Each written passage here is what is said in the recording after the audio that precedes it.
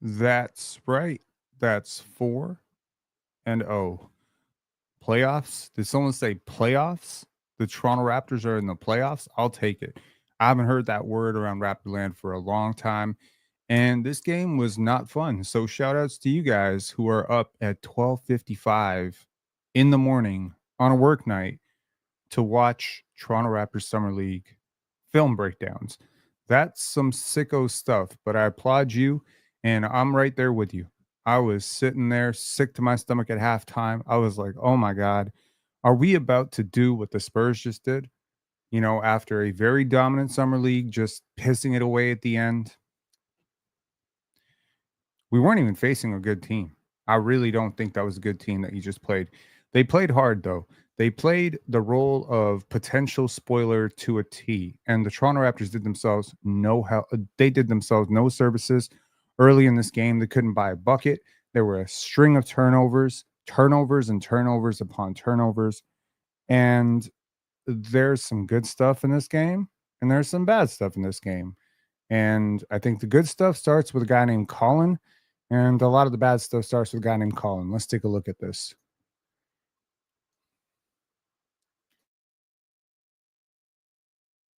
So the Raptors end up winning 81-69. This game was remarkably almost out of reach for the Raptors in the second quarter. They were down 10. They were down 10. They could not buy a bucket. They went from the 3-minute and 44-minute mark, 3-minute and 44-second mark in the first quarter, all the way 4 minutes without a bucket, 4 minutes without a basket. And yeah, you didn't have Jonathan Mogbo. I had my excuses ready. I was like, hey, Jonathan Mogbo didn't play. This is like all the excuses people make for Kevin Durant not playing in the finals. This is our Jonathan Mogbo misses this game, this very crucial game moment. And obviously, without Jonathan Mogbo, it meant someone was going to get bumped up in the rotation, and I wasn't sure who it was going to be. And yeah, that Key came in right away and just got annihilated. There were a lot of good moments for Toronto in this game, but more or less, this was just a game of grit. This was a game of, I mean, how do you win a game where you shoot 32% from the field and 14% from three? I don't think it's ever been done. Has it ever been done? I mean, forcing 30 turnovers would be a really good way to do it. But my God, this offense was so bad. And it wasn't just the offensive process was so bad. Yeah, there was travels, Colin Castleton, moving screens, Colin Castleton, drop balls and turnovers, Colin Castleton. I mean, my God, but there were a lot of missed shots. AJ Lawson couldn't buy a bucket. Jamal Shed was really cold, turned it over a bunch of times. Uh, Jacoby Walter was really cold to begin with. But there is one player who just consistently sticks out as that's an NBA pro. That is an NBA dude, right? And I got to be honest, that's Collin Murray-Boyles. He looks every bit the part of NBA professional basketball player. Yeah, we know he has had some injuries that he's been dealing with through much of summer league. He jumped super high today a couple times.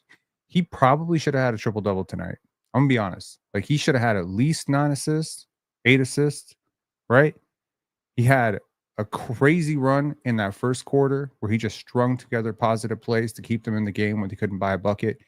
Comes in the third quarter, turns the game around again.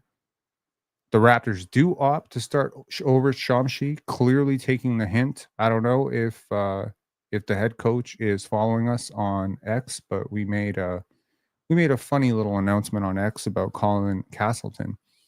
And the Raptors were, they enter halftime, they're down, right? First of all, they're down minorly, right? So the score at halftime is, hold on, what was it? It was exactly 36-37. So nothing major. They come out of halftime and things are going really well. 44-40. So you've bridged that gap, you're gaining momentum, you're finally, starting to put some positive possessions together. And then you see that flat line again.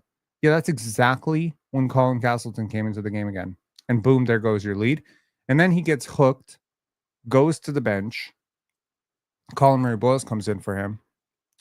Was it Collin Murray-Boyles who came in for him? It wasn't over Chomsky. It was Collin Murray-Boyles who came in for him to replace him at center. They go a little bit small, and the rest is history. They blow this game wide open. It is pretty remarkable in a game that you win by 12 that you had some negatives on the court. We're going to talk about them. We're going to look at them in the game film. I don't mean to hone too much into Colin Castleton. He is a non-factor as it pertains to Raptors rotation, Raptors minutes, Raptors roster construction, Raptors cap sheet. He's not making it through training camp. I got a cheat sheet for you, bro. Like you're not making an NBA team this year. You cannot be this sorry. You've been given 4 opportunities to start. There is not one single game where I can say he has strung together 2 positive possessions for me. And this sucks because this is a 25-year-old who has some stretch ability, some switch ability. There's a world in which he could have been a serviceable third string center. It ain't this world. I don't know what world that's going to be. I don't mean to rip the guy, but damn, it's just been disappointing as hell. How do you get 2 points and 3 rebounds and the other team doesn't really even have a rim protector in there? My God, man. So overall, just terrible process from Colin Castleton. I'm going to try not to bring him up again because honestly, I just get pissed off every single time I do. So I'm going to avoid it. I'm going to avoid it. 2 turnovers, whatever. He had a good play in there and one, didn't finish the free throw. He had a positive possession where he tried to set he tried to set a screen. It was a good screen. That's about as positive as I can get. But then, traveled on the next play. It's hard, man. It's hard. How much difference that extra L on the Collin makes. Anyways, beyond Collin Murray-Boyles, there wasn't a lot in this game that you could really say that's impressive, right? Elijah Martin clearly, just bullied his way to the basket a bunch of times. I still think I have doubts about his NBA future, but this consistent second unit, overwhelming talent that the Raptors have been playing with through the last few games, they just didn't have that tonight. It just did not happen. Okay. You were hoping, you were praying for an AJ Lawson explosion. You got a little bit of it late, but it just wasn't quite as good as it had been. Did make some very nice dimes, though, including a brilliant one to a cutting Jamison Battle. There was another one to Ulrich Shamshi, but he ends up dropping the pass. I mean, he played an all-around better floor game overall, but it wasn't that hot shooting offensive explosion off the bench that we had gotten used to. But I think he showed some other stuff too tonight. So overall, off the bench, Ulrich Shamshi plus 20. Love it. Got a nice little pass there to Elijah Martin. Love it. I had my doubts. I got to be honest. I have my doubts if Elijah Martin's going to make it in the NBA long term. I do. Not quick enough on the perimeter. The jump shot feels wonky. Handle, decision making. There's a lot of stuff, but you can't deny the athleticism. You cannot deny the heart, the grit, the toughness, physicality. He just carves out space. Of course, go from summer league to the NBA. Guys get bigger, guys get stronger. I think he's going to be massively over leveraged. So expect an entire year in the G League. This is not Norman Powell. You're not getting Norman Powell here. Norman Powell is way ahead of Elijah Martin in this stage. But you hope that work ethic will just carry him through. Chucky Hepburn, back-to-back stinkers, man. Back-to-back stinkers. -6, 0 points, 5 assists, 2 steals. Does manage to cut down the turnovers and the fouls in this one, which is great. But overall, just feels like he is bumping into guys and they're not going anywhere. His game, he has a lot of that midi post stuff in his game. It's just not working at this level. He's got to get much stronger. I do believe in him to some extent. I'm not sure I see an NBA player there either. Beyond that, Ulrich Shamshi, man, such an interesting game from him. The great parts are so great. This wasn't the best from him, right? Very physical, very determined running the floor. Had a couple of plays where I just feel like it touches his hand and it just falls out of his hands. I used to feel like Ulrich had bad hands. This is my pre-draft evaluation of him. I thought he had really bad hands. He tested with huge hands, and I was like, maybe this is something that can be taught. And then last year in the G League, I felt some of those problems went away. I don't know if the fall that he took in the first quarter where he fell on his hand. I don't know if that limited him or made him a little bit tentative. He was holding his hand a lot. So that might have been a possible contributing factor. I've heard people say he has bad hands. I've heard people, close to the 905 say sometimes he drops passes that he shouldn't drop. But I'm going to remain somewhat committed that he's going to find a way to balance out neutral. He runs the floor like a gazelle. He guards his ass off defensively. Wasn't the best game in the world for him tonight. Missed a bunny at the rim. But overall, they were much better with him on the court than with Castleton. And hey, he played 24 minutes in this game, which I believe is the highest number he's played all summer league so far. And I think that could probably extend back to last summer league. He didn't play like 30 minutes a night in the G League, guys. Like they limited his numbers to like 20 minutes, 22 minutes on most nights. It's just because there's a law of diminishing returns when you play Ulrich too much. I like some of the things that he tries. There was a pass that he attempted, which was like a full court pass. Some people see that as a mistake. It's a turnover, blah, blah, blah. But overall, I saw Carter Bryant literally do the same thing today. I like young players who try things, and some of the passes that he's trying are really creative, and they show initiative, they show vision, they show that he's trying things, and they show me at least the blueprint towards a player who will be able to create offense out of the high post, maybe the mid post. He's obviously going to get a ton of gravity going towards the rim because he is a gazelle and he's going to beat guys down the court. His ability to make passes out of the short roll is going to determine whether or not this is going to be the Raptors starting center in the future or a third string center that you bring in for energy. It's a big gap. Okay. The shooting, as much as you want to say, okay, well, if he can shoot, it's big. If he cannot play make, it's worse. The shooting becomes mitigated by the fact that you just can't trust him to make good decisions with the basketball. And he's shown me at least a willingness to try. Jamal Shed goes super cold tonight.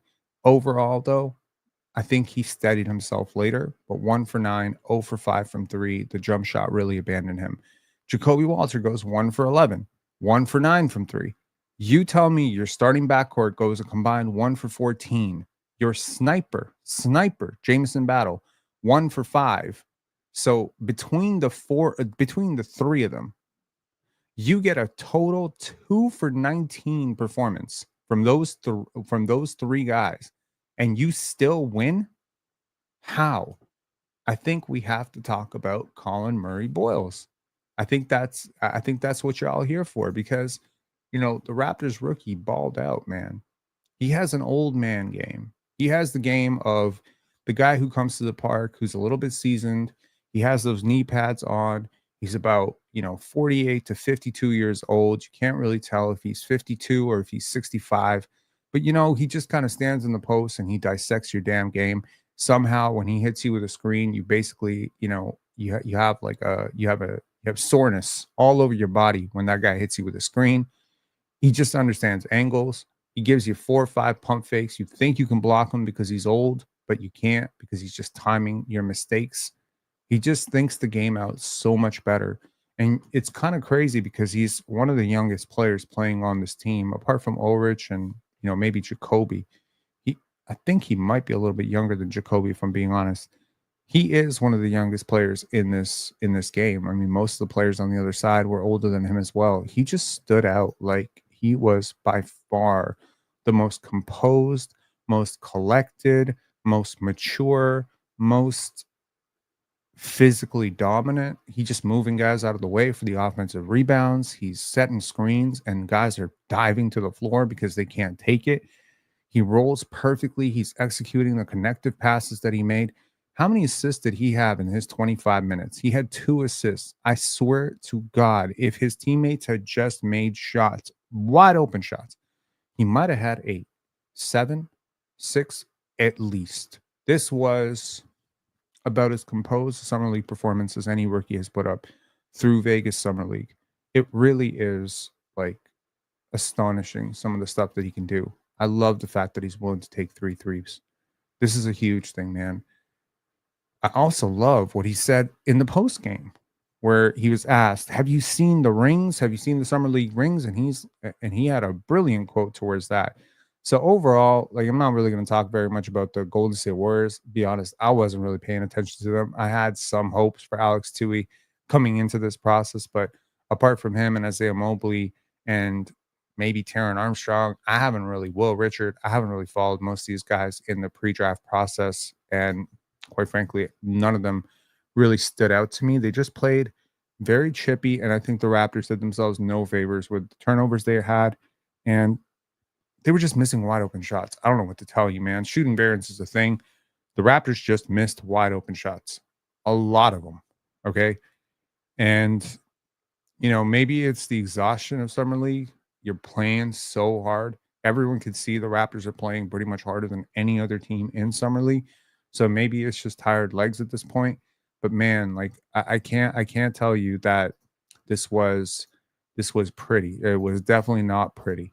Hang on one second. Let's pull up some game film here. The exact quote from Collin Murray-Boyles: "I'm worried about winning games before I look at a damn championship ring." Okay, that's a player after my own heart because, yeah. Okay. So first, let's take a look at this first play here. First of all, Jamison Battle, I kind of glossed over him for a second there. He played some really good defense today. Jacoby Walter also had some very good defensive moments. So while neither guy was necessarily firing, there's a reason you won this game. Those 30 turnovers did not just force themselves. These guys competed like dogs on defense. Also, a big shout out to Jonathan Mogbo, who did not play in this game and was by far, according to my friend who was in attendance, one of the most vocal people in the gym, period. He was yelling at players at the free throw line. He was coaching when he was on the sidelines. He was pulling guys over, pulling Ulrich over. You love to see it. A guy who is at least invested in the program, even when he's not playing. That shows me selflessness, and that tells me Raptors culture. Okay, first of all, good verticality. Don't foul. Good stuff. Might have gotten away with a little bit of one. Dribble up the court. Perfect, perfect, perfect. Force the commitment. Boom. There's the mistake. 2 go to the ball. And here comes the second mistake. The parting of the Red Sea, and Collin Murray-Boyles finishes underneath the basket. Again, he had a couple of dunks tonight. He's not an explosive leaper. You'll see that in his shot blocking numbers at the rim. He is not Cooper Flag. He is not Carter Bryant. He is not skying through the air, swatting shots out. He's not over Chomsky. What he is very positionally sound. What he is what I described. He is the old man at the park. Now, don't take that as shade. He is not a bad athlete. He's a great athlete. He's a phenomenal athlete. I think he showed that many times during this game. He's just not a vertically explosive athlete. Ironically, this is kind of a Jacoby Walter thing as well. Jacoby's not a vertically explosive athlete either.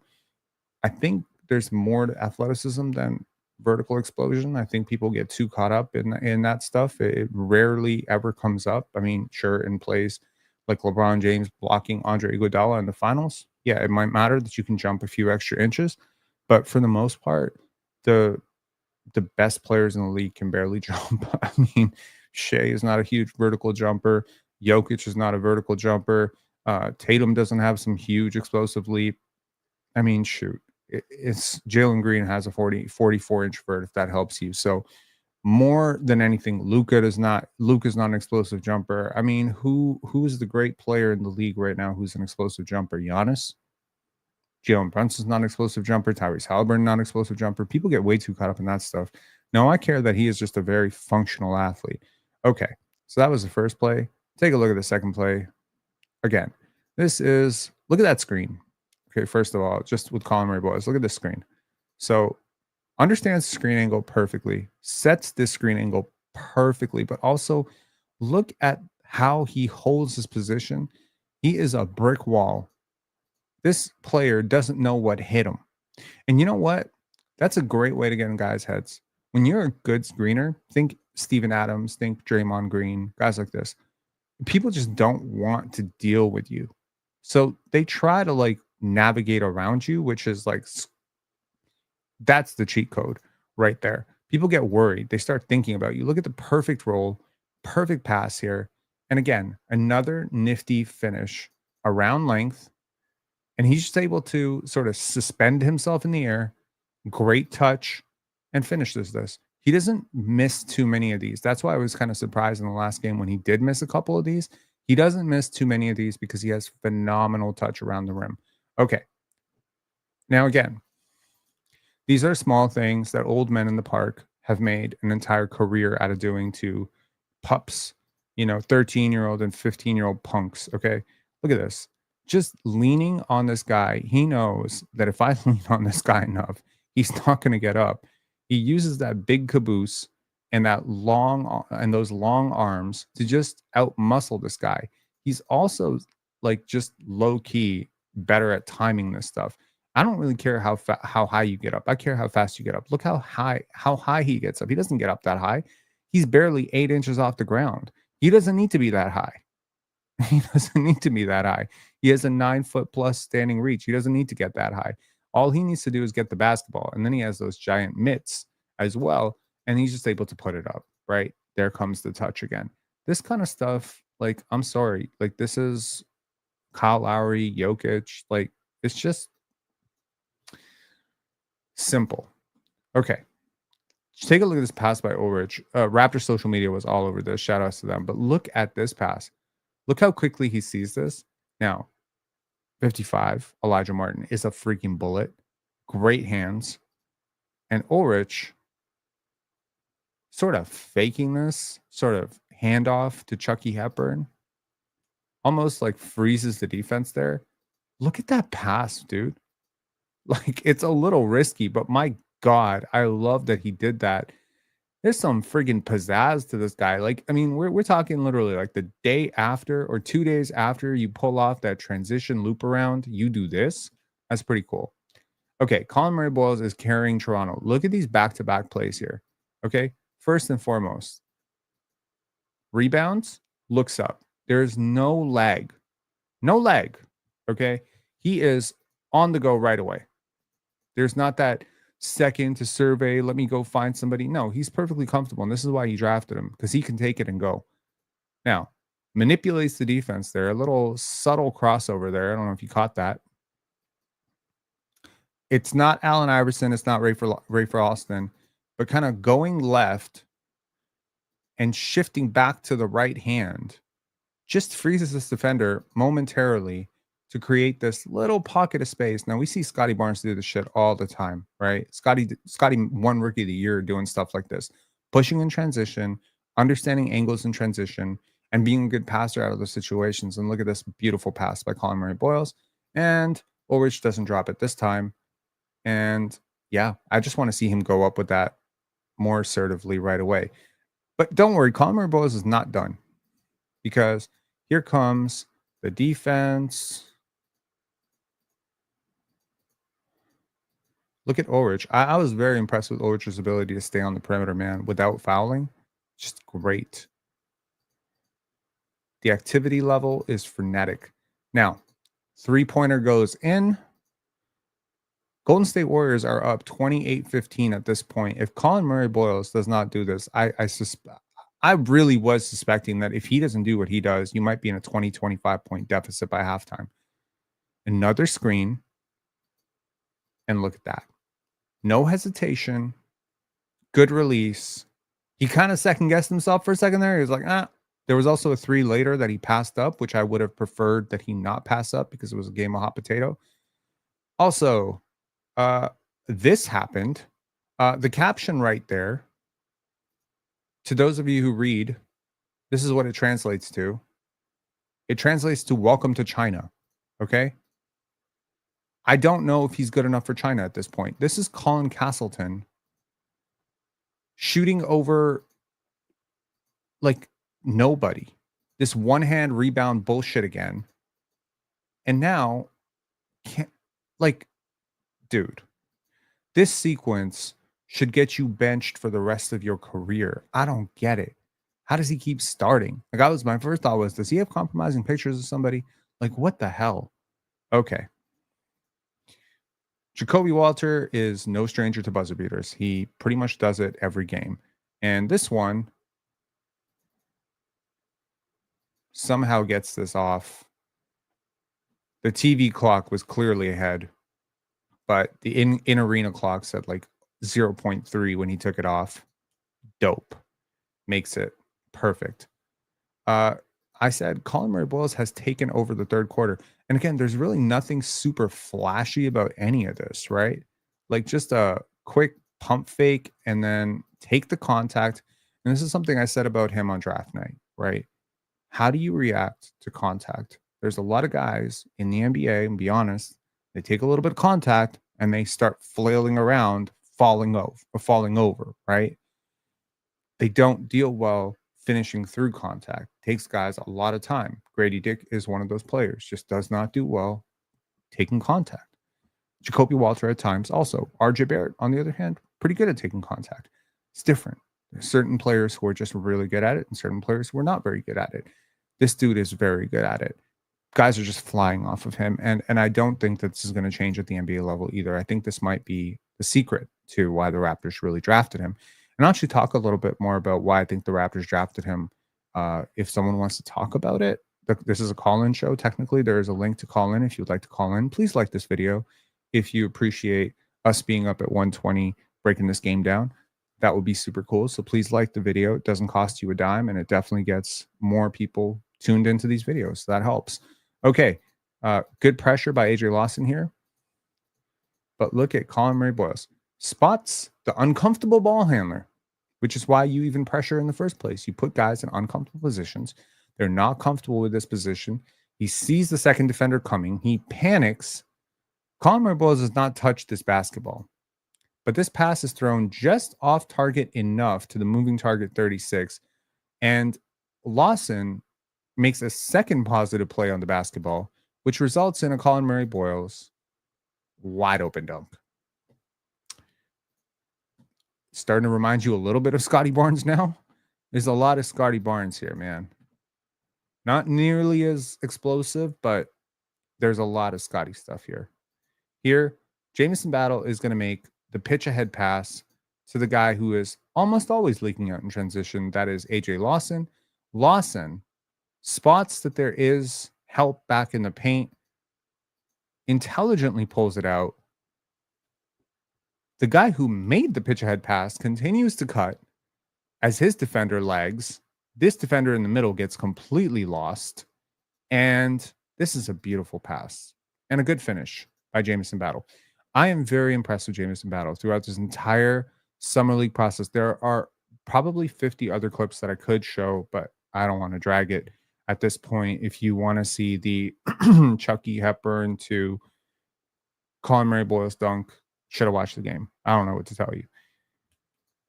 My overall view on this, okay, we do have a caller, wYso. Definitely hang tight for a second. I will get right to you. My overall thought is the Raptors are in the playoffs, and I can't wait to watch who they face. I have not looked at the bracket, but I suspect. Okay, let's see. Let's see who will it be. One sec here. Pull this up. So, if you already know who they're facing, just let me know because I have not looked at this. But okay, Summer League standings. So we're facing the Kings. So in terms of point differential, the Raptors are number 1 and the Kings are number 4. So we will face the Kings. Okay, so we're going to face Maxime Renault. Okay, there we go. So we face the Kings, and then OKC faces Charlotte. I watched the Charlotte game versus the Spurs earlier today. That was interesting. And Carter Bryant went off, but the Spurs ended up losing by a lot. And yeah, I think it would be interesting. OKC would become the first team. I caught this on the broadcast. They said it. OKC would become the first team in NBA history to win the NBA championship and win the Summer League championship. So if it's Raptors versus OKC in the finals, that would be kind of cool. I would love to see it. I'll be honest, there's at least 1 to 2 players on every single one of these teams that I absolutely love. So I am looking forward to that much more than I was looking forward to today's game. I do hope Jonathan Mogbo is back. I do hope Colin Castleton is benched. I have a lot of faith in Ulrich. I do have trust issues with him. in 30 plus minutes.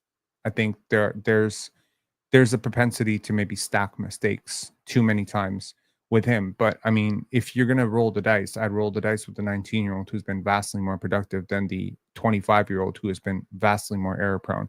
So that's where we're at right now. The Toronto Raptors end up, because of how they won this game, they end up with the number 1 seed. They are technically, quote unquote, because of that first game against Chicago, the best team in Summer League. Win, lose, or draw, that's pretty cool. But now there's championship hardware on the line. There's a trophy on the line. The trophy that is currently in the thumbnail, that's on the line. There's championship rings on the line. There's bragging rights on the line. Scotty Barnes, you didn't win a championship ring. Ochai Agbaji, you didn't win a championship ring. Grady Dick, you didn't win a championship ring. I don't know. Brandon Ingram didn't win a championship ring in Summer League, as far as I remember. So yeah, it would be kind of cool. And I really hope Jonathan Mogbo is playing, because I legitimately think Jonathan Mogbo might be the second best player on this team. So anyways, let's bring on wYso. wYso, what's up, man? Hey, not much. How's it going? It is going well. Hopefully not too aggravated from that game or stressed out. I'm not too stressed out. It was annoying to watch in the first half. And I was just like, please don't piss this away. That was my, please do not piss this game away. We need to win this game. I was stressing out that second half too. So I was just going to ask, I guess 2 things. The first thing is, are you worried about, like, this game to me displayed a lot of the Summer League roster's inexperience with playmaking? I know sort of Jamal Shed is sort of our spearhead there, and he's the one who's going to be doing the most of it. And even he didn't have a great game this game. And once he fell off, it was like, okay, well, who's going to be doing that now? Does that worry you at all with any of these young guys that we have? Like, their inability to, like, it just seems like they're highly pressured. Like, that Golden State defense wasn't that great. And we were just like driving into like congested lanes, and like we're doing these wild passes to get it out. And I don't know. It just seemed kind of hectic and not very like comfortable to me. We don't have a lot of guys with great ball skills. Like, they're the combination of ball skills and burst just isn't on this team. There's nobody who mimics the skill set of a Jeremiah Fears, who can just kind of, or even for that matter, a Derek Queen, you know, that guy who's just very comfortable being a hub. Right now, Collin Murray-Boyles might be the closest thing to it. Jonathan Mogbo has elements of that in his game, especially if the game is very transition based. Jamal Shed can do it in a pinch. I think Jacoby Walter is still a ways away from dribble manipulation and stuff. He likes to keep it more simple, 1-2 dribble pull-ups. AJ Lawson has bits and pieces of it, but there's nobody that I feel nearly as comfortable with doing that than, say, Nick Clifford for the Kings. That guy might be like really good at that. Like, he's really good at playing that sort of RJ Barrett role. Yeah. And an RJ Barrett on this team, this Summer League team, would be a cheat code, because you just need somebody to drive offense and go into the middle and just make good decisions. And yeah, sometimes it just doesn't work. I think a reason that it doesn't work is just the spacing is atrocious. You know, Castleton is just consistently doing nothing. He's always playing with at least a 4 that the defense does not respect, right? Whether that be Murray-Boyles or whether that be Mogbo. There's always 2 non-shooters on the court. I think the Raptors should probably take a look at this roster and see it as a bit of a preview of what their main roster could look like, you know, because you're going to have the same problem with the main roster. You're going to have, you know, maybe not to this extent, because Scotty can shoot a little bit better than Mogbo and Murray-Boyles, but it's not that far removed from similar problems you're going to have. It's the same thing with Quickly. Like, it's not Quickly's not the greatest at this stuff either. So yeah, it's a little bit scary. Hopefully that's something they can figure out. But yeah, obviously there's way more isolation scoring ability on our primary starting 5, which is cool. I don't really maybe not way more, but at least with Brandon Ingram and beyond Brandon Ingram, who's your best isolation scorer? If it's mid-range, Scotty. I don't know about 3-point, maybe IQ.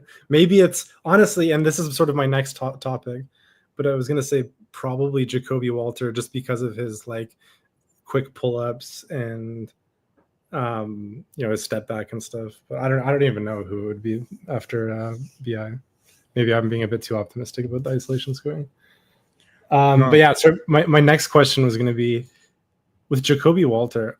It's just an off game for shooting, so I'm not that worried about the numbers because he's clearly shown like he can be really hot from the 3-point line in a lot of different ways. Mm-hmm. But what's weird to me is it's almost a trend now, like a trend that he can. He's hitting all of these really crazy like movement contested. Oh, by the way, you can speak. No, I'm just flashing them on the screen. I'm going to answer them just later. Okay, sorry, I'll make this quick. It's kind of becoming a trend that Jacoby Walter can hit these really crazy like buzzer beater, contested movement threes that are like kind of wild. He's like hitting them at a pretty high success rate. It's like it's got to be at least 50% or something. Like between summer league and like what he did at the end of that Magic game in regular season, and then these wide open ones he's like way less consistent with. Do you think that's a mentality thing, or what do you think is the cause of that? Is he just one of those players that's better under pressure? There are some people who are just better at hitting tough shots, right? Like you put a hand on their face, they're great. You don't put a hand on their face. I think Allen Iverson had issues like that too. I think. Weirdly enough, I was like that a little bit too. I don't know what it is. I think the pressure of a defender being there might force you to put your legs more into it, or it might have you thinking a little less about it. Like you're thinking less about, like sometimes when you're just wide open, it's just you against the world, right?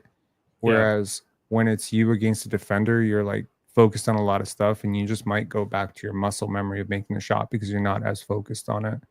I think it might be confidence too, because like if you're just doing a quick like high pressure release, like it's just all feel and like what comes naturally to you, whereas if you're taking sort of like an open three, you really want to plant your feet and get your form right if you've got the time to do so, which also gives you time to maybe like overthink things.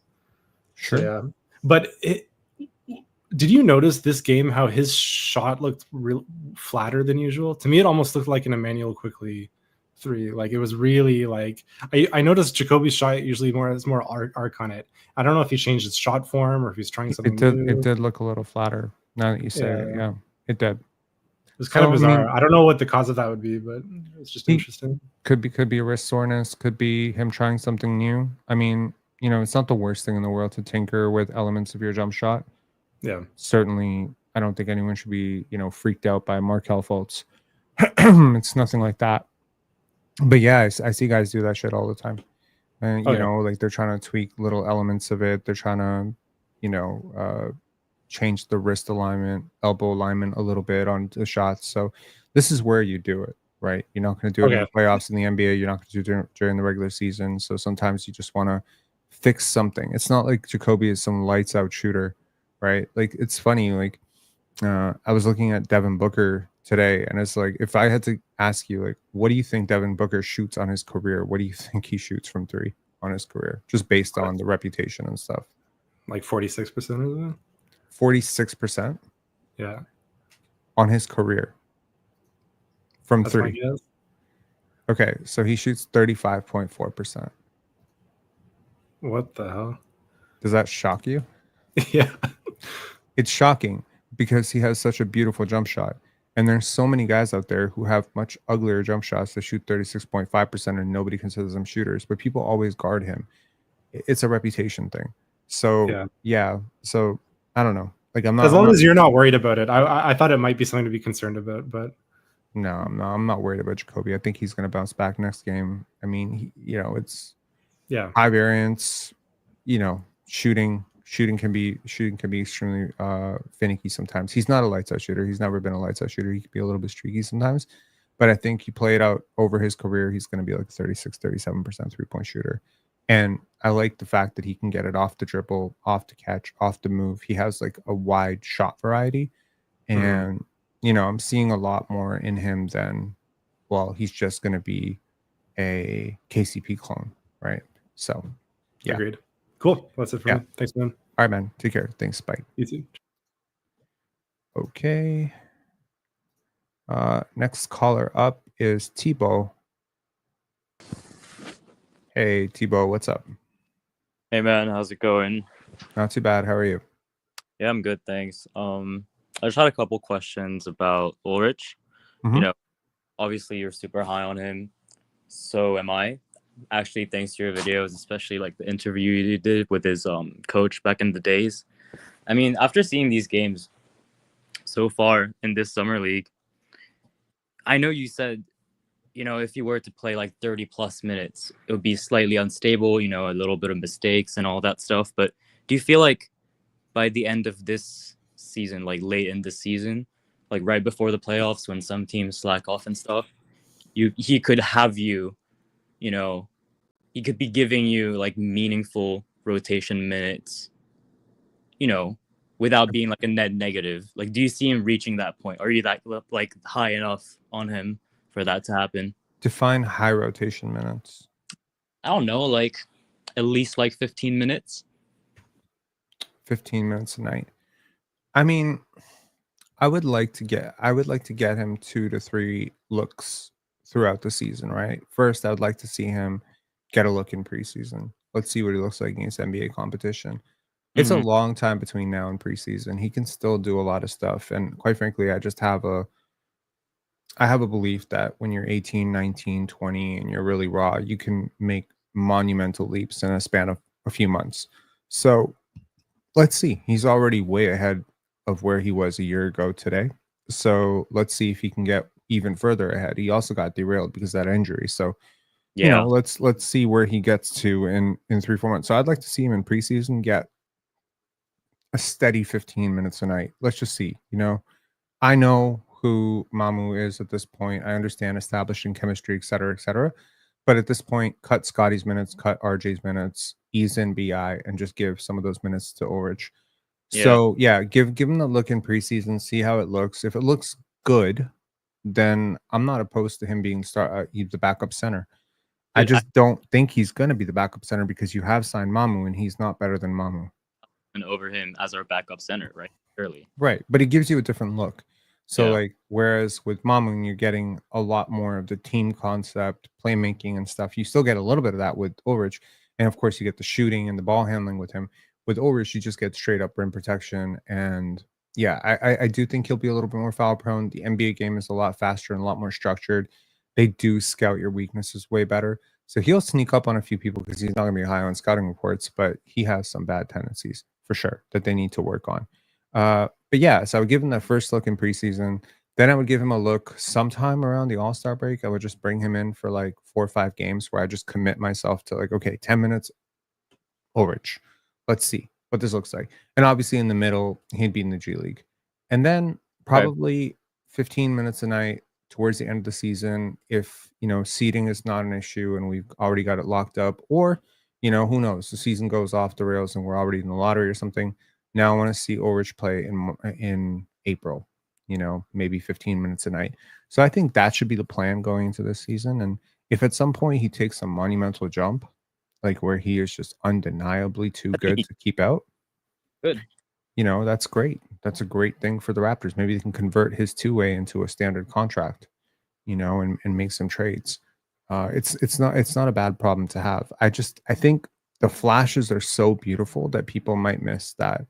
Like, his confidence is extremely important to maintain. You know what I mean? I'm not saying he's someone who lacks confidence. I'm not saying that, okay, well, if he has, a terrible, 2-game stretch that he's going to break confidence or something like that. But you have an obligation as an organization to put him in positions which are just slightly out of reach. You know what I mean? Like, I think. Do you know what I mean? Like the right task is always the one that's 5% out of your hands, not 50% beyond. You put someone into the water when it's 50% above their head, they drown. So Absolutely. yeah. I feel like once he gains that confidence to just take that dribble and just start dunking instead of these little floaters that he's doing, that's going to be for sure. And what about a lineup with him and Mamu to kind of give it that space, since Aldridge can't really space out the floor much, and then just go super big with Scotty and like shooting and spacing around him. What about that? What do you think of that lineup? Well, I think injuries could possibly dictate some early rotation minutes for him as well. Like, what if, touch wood, someone like Mamu, or like right now, I think he is firmly, if you consider your bigs on one side, I think he's firmly like the last guy on that depth chart right now. I think he's behind Yeah. Mobo, behind CMB, behind Mamu, behind Jakob. So, and obviously Scotty can also play some small ball five. So you have a lot of options, in terms of guys who can actually run five for you, where you don't really need to go to him just because one guy goes out. But if multiple guys go out, sure. Now you could see it. I think the spacing becomes a little bit troublesome, which is why they signed Mamu, because you have CMB, you have Jonathan Mogbo, you have Scotty Barnes, and you have RJ Barrett. None of these guys are really guarded. And then you have a whole bunch of players on the wing who are guarded, and they can't really play together either because there's defensive issues. So it's like you have this sort of weird roster that has like a lot of, I don't want to say holes, just incompatible pieces that sometimes just get in each other's way. I don't know if you heard the rumor that the Raptors tried to offer the 9th pick for Drew Holiday and Derek White. Did you Yeah. read that? Yeah, you read that, right? So, I mean, that gives me a nice idea into where the Raptors are thinking about their roster. Like, what are they really thinking about? They're thinking we need space. You know what I mean? The hell out of the Celtics, right, for Derek White. Pardon? One where we like lowballed the Celtics for Derek White, and they were like, "Hell no." Well, yeah, but allegedly, Jake Fisher leaked it that Drew Holiday was also part of that deal. So it would have been Drew Holiday plus Derek White for RJ, IQ, and the 9th pick, and something along those lines. So that's what I understood from that. So that gives me an idea of where the Raptors really want to go with this. They think that Scotty and BI are so good that they wanted to put basically them in the position of replacing Jaylen Brown and Jason Tatum and just saying, okay, we're going to roll with this, right? Like, we think we can go and compete for a championship with Drew Holiday and Derek White or something like that. We can be coming out of the East. We can clearly make some waves here. So now that you did not acquire those players, now I'm stuck thinking about how you want your roster to actually look versus how it actually looks. Drew Holiday and Derek White are players who can play with anybody. Drew and Derek can play literally. They're like the definition of portability. Whereas Emmanuel Quickley might be slightly more portable than RJ Barrett, but RJ Barrett is not very portable, right? Grady Dick does not scale well defensively, portability wise. Collin Murray-Boyles also has some portability issues. So does Jonathan Mogbo. You have a roster full of guys who just have very specific niche lineups that they can fit into, and you can't fit multiple guys together. So it's like you can't play RJ and Grady without losing minutes. You can't really play Jakob and CMB without completely congesting your spacing and having very funky lineups. You also can't play Jakob with Jonathan Mogbo. You definitely can't play Mogbo and Murray-Boyles because now you're undersized and you can't shoot. So it's like, okay, if you find out midway through the season that Scotty and Brandon Ingram can't play together, now you're really screwed, So it's, I don't know. This question started on Ulrich, but now it's gone into roster construction. And I just think there's a lot of what if with the Raptors roster right now. I feel like if Collin Murray-Boyles can actually get, somewhat of a competent jump shot down, that would be another huge leap for the team as well, honestly. Same for Scotty. At what point is he going to hit jump shots at a level that defenses are going to respect it? I don't know, man. I'm just hoping it's they're still going under on Lou Dort, man. Lou Dort been shooting 40% for 2 straight years. They still go under. Once you have that reputation, or you just have the aesthetic of that's a non-shooter, they just flag you off. Like, they're gonna leave Scotty. You got to do it on high volume. You got to do it consistently. You can't be streaky. You got to be very much above league average efficiency if you have an ugly jumper. Like, there's just something about it, man. Like, they just do not guard.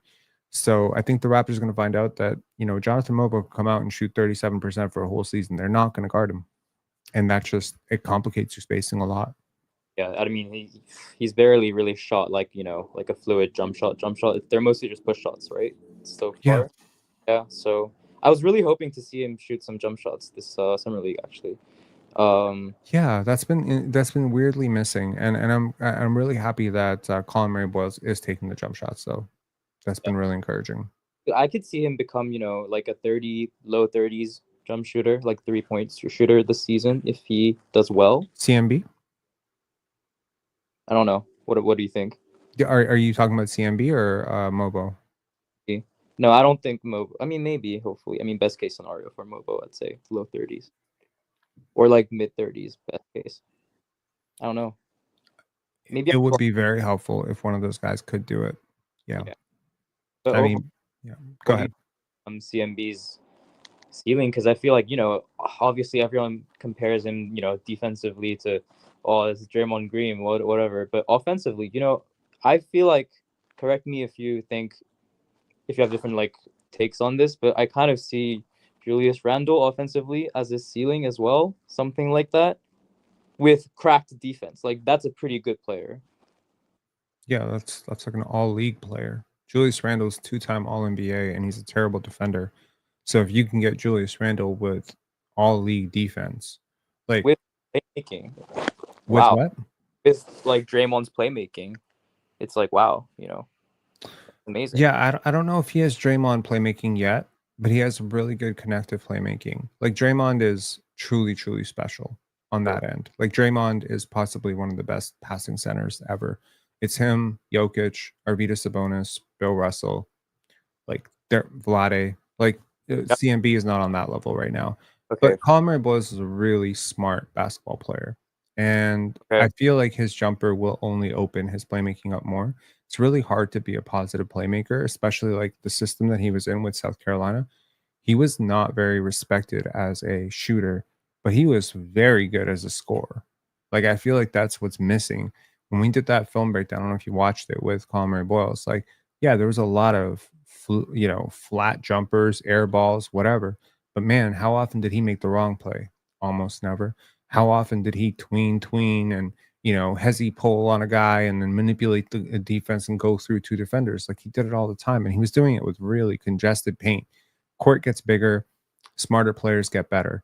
I was watching a brilliant video today about drafting inefficiencies and efficiencies, and they were talking about how teams are just getting worse at drafting. Weirdly enough, like there's a trend line of, if you look at the starting lineups of NBA Finals teams, I think this the channel is I've shouted out before, but I'm forgetting his name now, Steve McAfee or something McAfee. I shared it with a friend of mine today, and so he was talking about how teams are getting less efficient at drafting because typically, if you're more efficient at drafting, then typically the top 5, 6, 7 players would be the best players in the draft. But look at the starting lineup of the OKC Thunder. How many top 10 picks are there? Shea is not a top 10 pick. Lou Dort's not. So but they're playing like top 10 picks. they are, but they weren't at the drafts. And so we talk about like, what is it that we're missing at the draft? Like, what is it with all the analytics models, all the tracking data, all the numbers, all these people who spend, there are teams that hired analytics firms and data firms to crunch every possession down to the and yet apparently we were more efficient at drafting in the 80s and the 90s. So why is it? And there's over indexing for certain things for sure, but I think there's an under indexing when it comes to feel. And feel was something that popped off the page before analytics, when you were just watching a guy in a gym and just trying to watch him hoop and be like, this guy can hoop. That feel element seems to be like 10 out of 10 for Collin Murray-Boyles. He just has a tremendous feel for the game. Jonathan Mogbo also has a tremendous feel for the game. It feels like the Raptors are building the entire all-field team. They just have a lot of guys who have a lot of natural feel for the game, but not a lot of skills for the game. A lot of physical attributes, a lot of long arms, a lot of feel, but not a lot of jumpers. Brandon Ingram is also a very high feel player. So it seems like the Raptors are just eliminating low field players like Precious Achiuwa from their entire, and I think another player, as much as I love him, Chris Boucher, it's kind of a low field player at times too. Bet minimum? No. Pardon? Bet minimum or no? You down for Chris Boucher? I would do it for the vibes, bro. Let's just do it. I would do it for the vibes alone, but I think the Raptors are culture. pretty taxed out. Yeah, I don't know. I mean, the way I feel about Boucher. I mean, not Boucher. We were talking about Collin Murray-Boyles, right? Mhm. Man, I feel like the Raptors' philosophy at this point is like everyone has to be somewhat smart so that everyone can play make and see the game together. Everyone has to defend. Everyone has to be like a dog, and just good vibes and good culture. And everyone ideally is long, and you just have hella stamina. And that's kind of, I feel like that's their strategy around their roster right now. You know, like you said, cutting out players like, who is it, like Bruno Fernando as well. You know, guys like that. You know, they weren't like all too bad, like only bad, but like some of them, you know, lacked in that department, in those departments. Well, when you're gonna go play 0.5 basketball, and you're gonna have everyone sort of moving on a string, it really messes you up when one person can't keep up, right? Like one person breaks the entire chain of movement, and the entire effect is done. Like it's just dead in the water. If we're running an action where it's like a floppy action, or one guy goes to the corner and the other guy is rolling up, and if you're supposed to at that moment just instinctually, it's not even a basketball play, it's just read or react, go. you know there's an opening, you cut to the opening with your hands up and you receive the pass. If you just don't cut and you just get in the way, you just don't know how to play basketball. And Scotty Barnes makes that play 10 times out of 10 in his sleep. So does Collin Murray-Boyles. So does Jonathan Mogbo. And honestly, Ulrich doesn't right now. That's the problem. Ulrich doesn't. So you need to be so freaking good at basketball, in terms of just your basketball IQ has to be so high to play for this team, and his basketball IQ is not very high right now. His motor is very high, his stamina is very high, his talent level is insane. But Yeah. he is very much like Precious Achua right now. Like But he just, yeah, it's flashes. and also when he runs like a gazelle, he just reminds me of like Biombo Lights. I hope he can become some sort of positive like impact player like that. I mean, I have hopes for him. And overall, it's just, I feel like this roster, you know, like like you said, like when someone can't do that, it really does stick out like a sore thumb. And I know you didn't want to talk about like Colin Castleton that much, but it's like same as I was watching the live, I just couldn't, man. It just kind of slows everything down, and he just misses some shots that he just can't be missing, and it's just like really frustrating to watch because there's one guy kind of, you know what? So he had some decent like vertical defense plays, yeah. Mhm. But overall, just it just does kind of stick out. But I'm super happy with this team. I used to be like a honestly, like, because I live in the UK, I used to just watch the highlights in high school with my friends during breakfast and stuff. But Mhm. like sometimes watch like lives during the playoffs and finals and stuff. But after the championship, I just kind of stopped watching properly, and Right. I've kind of recently picked it up lately because of how fun this team at least has started playing. And a big part of it was basically your podcast like just popping up on my algorithm, and I just check it out. And I feel like you just kind of do the best breakdown and takes on Raptors in general. Like out of all the media I've come across, it's just like the most like factual and like most reasonable. Like it's just like the stuff you say makes sense, and I think shows in the plays when you actually watch them live. So I found myself just like watching live summer league games until like 4 or 5 a.m. It's like 7 a.m. right now in UK. I am an unemployed uni student, so I get to do that right now. I'm just being a good fan, let's say. But overall, it's been fun watching the Raptors again, man. Really glad that you called in. It's always awesome when people from overseas call in, and I guess games that are this late sometimes allow that to happen. Shout outs Yeah, to you for being up until 7 a.m. Shout out to Toronto fans right now being up until 2 a.m. to discuss this game. We got 400 people in here. This is awesome. for- Anyways, man, thanks a lot for calling in. Appreciate you. yeah. Thank you, man. Take care. Bye. Yep. Okay. So specifically to the point of sticking out like a sore thumb, I will say this. There was a particular play where the ball swings out to Collin Murray-Boyles on the left wing, and he should take that shot. He's wide open. It's the process of offense dictates that he must take that shot. It's the rhythm of the offense. He decides one more pass and he passes it to AJ Lawson. I don't know what he was thinking. What is he thinking? He's thinking probably AJ Lawson's a better shooter than me. That was, it's a funny thing. I don't watch Collin Murray-Boyles make mistakes very often. It's a very rare thing. Don't say that about 19 and 20-year-olds very often. They're often making a lot of mistakes. Elijah Martin made, off the top of my head, 23, 22 mistakes today. Chucky Hepburn made like 7, 8. Ulrich made like 10. Jamal Shed made like 4, 5. Jacoby made like 6, 7. CMB is just not, like, he just does not make mistakes, bro. Like, he just does not make mistakes. He's a very error-free basketball player. As the highest compliment I can ever pay to a player is just they don't make a lot of mistakes. He doesn't make a lot of mistakes. It's no secret prior to the draft that my favorite player in this draft was Carter Bryant. That I wanted the Raptors to draft Carter Bryant for a million reasons. Take a look at what Carter did today as well. But I'll say this much: Carter makes way more mistakes than CMB does.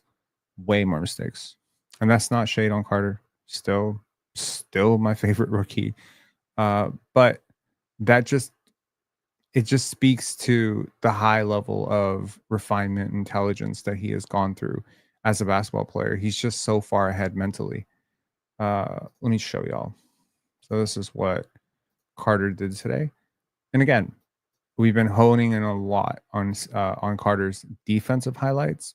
Take a look at what the offense looked like today. So splashes a jumper here, little pull up there, little fadeaway, looking very Jason Tatum-esque indeed. This was a great little wraparound here around the defender to anybody who, this was awesome in transition, freezes the defender, rip through, boom, dunk. And here is a super deep three for good measure, pull up off the dribble, deep three. S9, can we stop with the Carter Bryant stuff now? No, we're not going to stop with any Carter Bryant stuff because the thing is that I'm going to be covering the Spurs, at least in part, this season. So I'm going to keep talking well about Carter. I'm going to keep talking well about all the rookies that I like in this class, including Maxime Renaud. Just because the Raptors passed on them doesn't mean they don't exist. I promise not to bludgeon you over the head with it. And I promise that my coverage of Carter and CMB is not adversarial in nature. It's not going to be like Carter did this today, CMB didn't do this today. It's never going to be like that. And it's never going to flip the other way either. I actually think that Collin Murray-Boyles is a better player right now than Carter Bryant. I felt that way at the draft. That was not close. Collin Murray-Boyles is a better basketball player right now. I don't know if he will be in 3 years, but I hope I hope for the Raptors fans' sake that he will be. That would be awesome. I think right now, Nick Clifford is a better player than Carter Bryant. I think there's a lot of better players right now than Carter Bryant. That's not the point. Can you save Carter Bryant for the Spurs channel? No. So that's again, like I'm not going to be censored in what I want to talk about. That's not the way this works. So yeah, I mean, sorry if you don't like it, but that's just the way it is. I was learning a little bit about Machiavelli today. Damn. A lot of thoughts. What is the Spurs channel? It is tentatively, so far, it is called Beautiful Game Podcast. It will be up and running in a few weeks when I find the time to record the intro and all that stuff. But until I actually start making content for it, I'm trying not to talk about it too much. Just watching all the Spurs game, watching all the Raptors game. But that being said, the shot that he didn't take stuck out like such a sore thumb because while other players on this team, including veterans, will make that mistake 16, 17 times throughout the season, it's just not a mistake that I expect Collin Murray-Boyles to make. So I pretty much hold him to a very, very high standard that I don't really hold anybody else on this Summer League team to. And I also feel like when we get to the main club, I would continue holding him to that standard. That, okay, fine. There's a lot of stuff you can't do right now. Maybe you can't manipulate off the dribble. Maybe you can't jump super high. Maybe you can't hit jumpers. But I'm going to trust you to work really hard and make generally great basketball plays. Tariq's saying, are we going to get a Carter Bryant interview one day? You might. What do you think about Shamshi studying Yao Ming? Is that factual?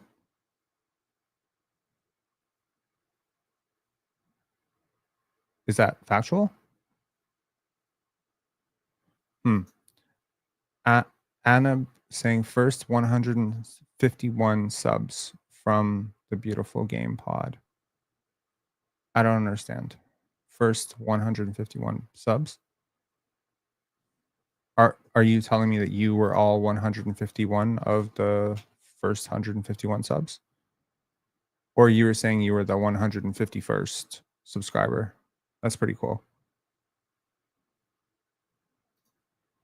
Ryan said he was watching film on Yao's screen setting, I think. Oh, that's awesome. He should watch Steven Adams. But Yao Ming was a great screen setter as well. Okay, got you. Okay, let's get to some super chats here. KP said CMB equals Collin Magnet Ball. He really does feel like he has like magnetic hands sometimes, for sure. Thank you so much for the super chat, KP. Medved saying relentless defense won this game. We are OKC 2.0 going all the way, baby. Honestly, bro, I don't know how much more 32% from the field basketball my eyes can take, but yo, a win is a win is a win. That's how I feel about it, for sure. Tibo said, given Ulrich's summer league run so far, do you see him being able to give us meaningful rotation minutes late in the season, or needs another full year to learn the game? Needs step through and yam. Tibo was, of course, the student who just came on and talked to us. So thank you so much for the super chat. I believe we answered your question, but thank you for the super chat. You being a student, also sending a super chat is very generous. I certainly was not sending people super chats when I was a student. So thank you so much for that. And Andrew Young said, what do you think about Shamshi studying Yao Ming? I just said what I said. Oh, yeah. Jacoby is star, man. So I don't think we need to talk about star and stuff necessarily with him, but sure, he possesses the potential to be something close to it. I think I ran a poll on X and Instagram saying who should be the Raptors starting shooting guard, and it was 4 options: Grady, Jacoby, RJ, and Ochai. And I ran it on X and I ran it on IG, and on one app, which was IG, Jacoby won 49% to 41% RJ, and then I think Grady got 6% on both apps. And then on the other side, I think RJ won on X. So it's interesting that he's going to push RJ. I think he fits a lot better. I'm not worried because he had a bad game. I'm not sure I see a star though. I don't know what y'all are seeing. I'm not seeing a star. I'm seeing a really great role player, like a really fantastic role player. And don't take that as shade. OG Anunoby is a really good role player. Herb Jones is a really good role player. Like, I think we need to, like, what is a star? Jalen Suggs is not a star. Drew Holiday was pretty much not a star. Are you seeing Damian Lillard in him? I don't know about that. He doesn't have the vertical sort of explosion at the rim. He doesn't necessarily have the right package of ball skills, court vision, dexterity, flexibility, and all that stuff. He is just better at a lot of stuff than most of the guys who play his position. So he's a little bit better at ball handling than, say, someone like Ochai. He's a little bit, well, he's definitely a better shooter, in my opinion, just as an overall package of shooting. I don't care about the percentages. I'm just saying, as shooting, like, yeah, this right here, this is the ideal, outcome. If he can be an expanded version of Nickeil Alexander-Walker, that would be freaking fantastic, man. That player type is so valuable. So valuable. Sure.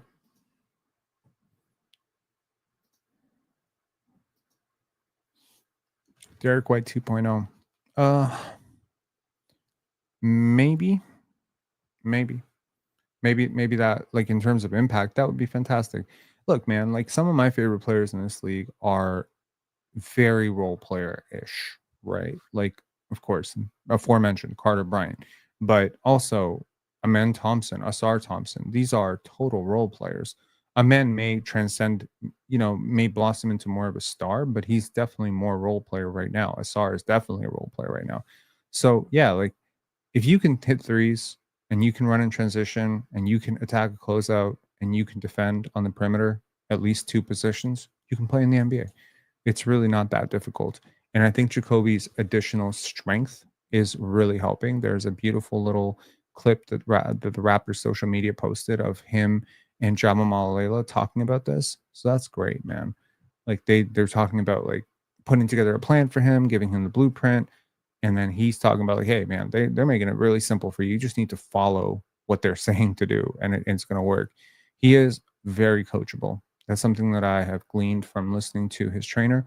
He's extremely focused and he is extremely coachable. He is very dialed in. He's not an ego guy. He doesn't have those red flags off the court where he's just coming in thinking he knows everything. No, he's all ears, and it's not shocking to me that the same person who's training Kason Wallace is training Jacoby Walter, because they're cut from the same cloth. They're cut from the same cloth. And you got this guy at 19, and he should have been a lottery pick, in my opinion. And I think in a few years, you're probably going to look back at this and say Jacoby Walter should have been a lottery pick, and yeah, that's really what a 13th or 14th overall pick should be. They should be Jacoby Walter. And I think the Raptors got a good one there. I think the Raptors got a really good one. And, I think it's James McAfee, or Mike McAfee, whatever his name is, McAfee. That video that he did on drafting inefficiencies, I'm sure, like, at some point, I just want to react to that entire video. It's such a great video. But yeah, he was just talking about, like, what people over-index and under-index for. And dude, I'm having nightmares. What am I the only? I thought I was the only person who was going to think of Freddie Gillespie when I watched Colin Castleton miss that layup, and everyone else had the exact same thought. I don't know if this is because I was so hard on Freddie Gillespie during Summer League 2021 because he just kept missing wide open layups, but damn. Anyways, so the point of, yeah, he really is. He really is. So why was Cole Swider so bad for us and he's so good in Summer League? It's so funny. Last year we had these two guys, Colin Castleton and Cole Swider. I didn't think anything of either one of them. Cole Swider comes out. He's balling in Summer League. There we go. Thank you so much. Daryl saying Michael McAlee. Thank you. Yes.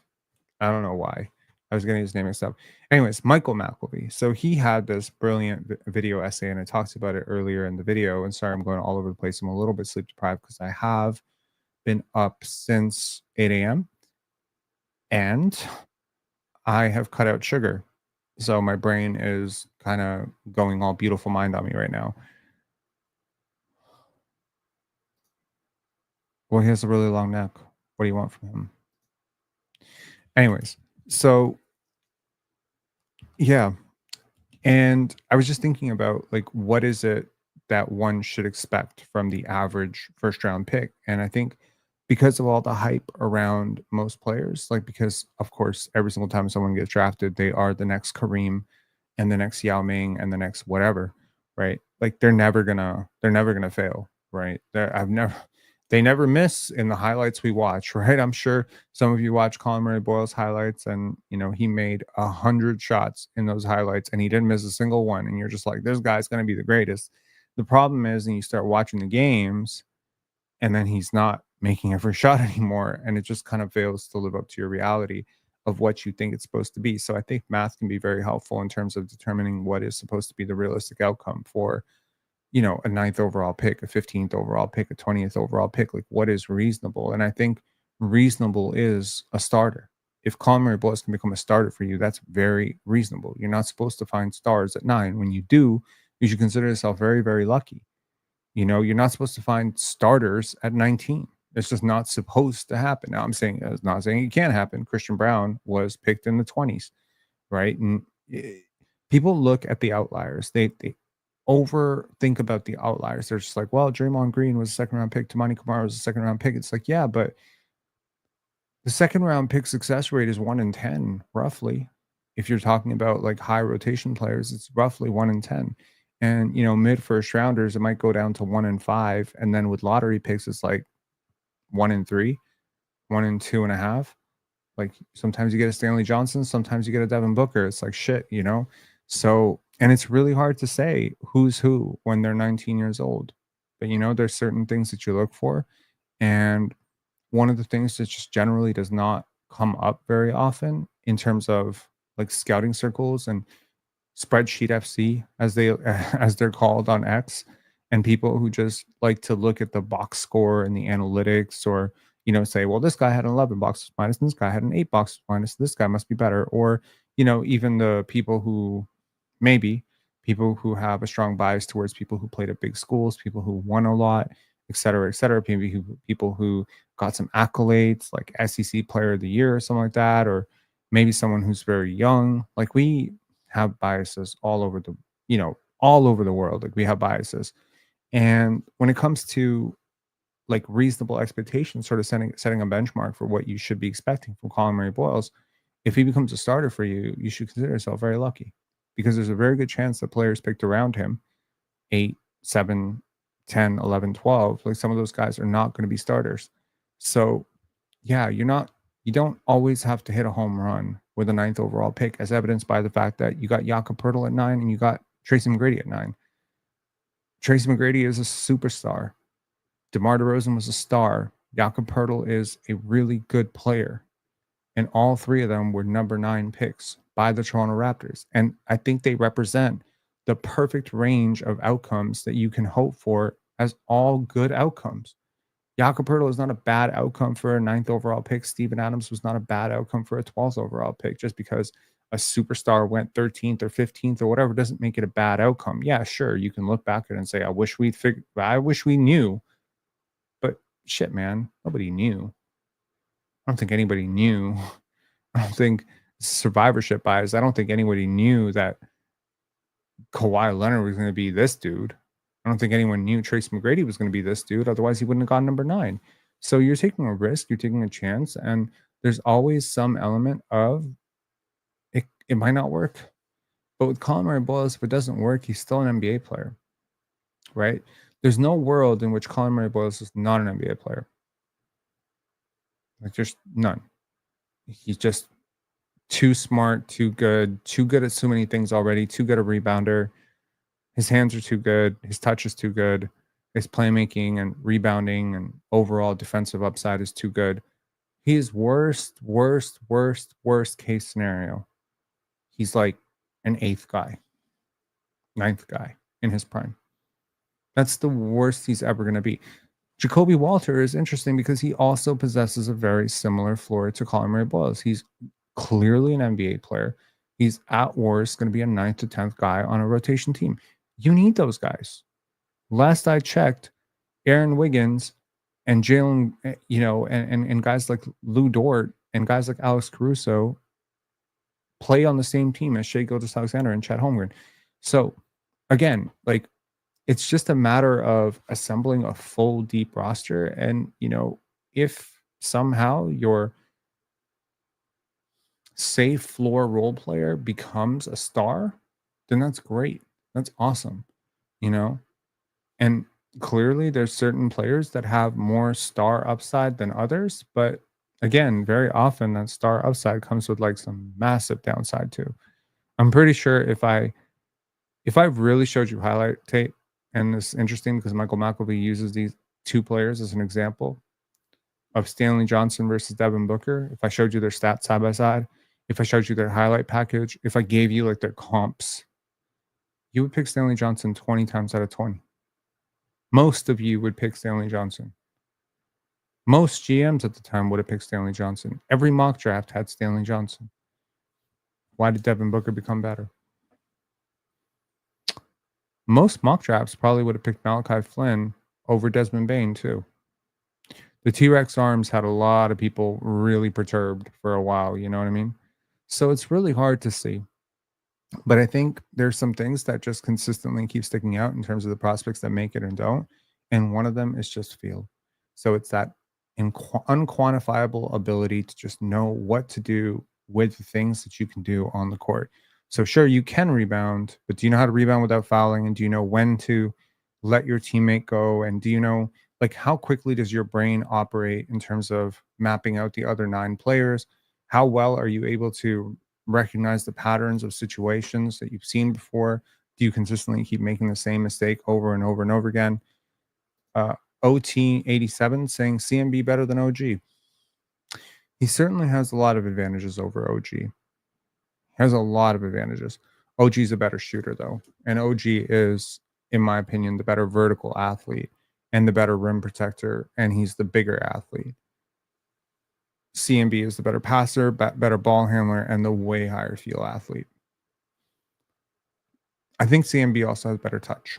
So, yeah, I think, the previous caller said it best. The Julius Randle stuff is real. I watched a lot of Julius Randle in college. Like, he does remind me of Julius Randle at times last year, for sure. What about a PJ Washington or a Gordon type for CMB?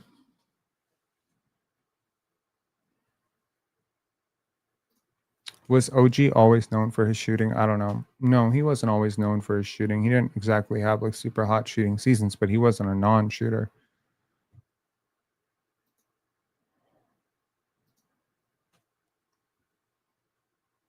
I don't think he's anywhere near the athlete that Aaron Gordon is, though. Like, again, different types of athletes. Aaron Gordon is a huge, explosive vertical athlete, but Aaron Gordon has more of those playmaking, high feel. I think a lot of that has come as he's grown. CMB is coming ready out of the box with that stuff. I'm not saying he didn't have it at all. He did. He always had a little bit of point forward in him. But the shooting progression with Aaron Gordon is just freaking crazy. It's remarkable. But I did not see this level of like where he can just basically go and run point for you in a pinch. I did not see that coming from Aaron Gordon. That was some pretty incredible stuff. Anyways, guys, we are 1 hour and 22 minutes into this live. It is 2:15 in the morning. I got to get up tomorrow and do a lot of work. I want to thank you guys for hanging with me. I apologize if this live wasn't nearly as upbeat as the previous one. I would listen back to the last one and I was like really proud of myself. I was like, man, I hope I can keep this energy up. We got like 25 new subscribers on the last one. I was like, man, I love how enthusiastic I am in this one. I can't fake enthusiasm, guys. You know it. You know it. I can't do that thing where before a live, I'm just like, okay, let's just act real amped up. Bro, I just watched a game that ended at 1 a.m. almost. Okay, in which both teams shot 32% from the field. Fuck. Wow. Okay, it's bad, but we won. Are you going to be on the panel tomorrow? No, I'm not. I will not. Hopefully, I will be on next week, but I won't be on tomorrow. Anyways, I'll catch you all later. Thank you so much, and appreciate all the support as always. Thank you once again to all the super chatters, KP, Medved, Tibo, and Andrew Young, and one that just came in at the buzzer, Pepperjack. Quick thoughts on Dame back to Portland. Man, you just beat the buzzer there. I don't know. Wait, did you just beat the buzzer? You just beat the buzzer. That's awesome. First of all, I'm not necessarily a Portland Trailblazers fan, but I did grow up a little bit of a Portland Trailblazers fan. I'll share my thoughts with you one sec.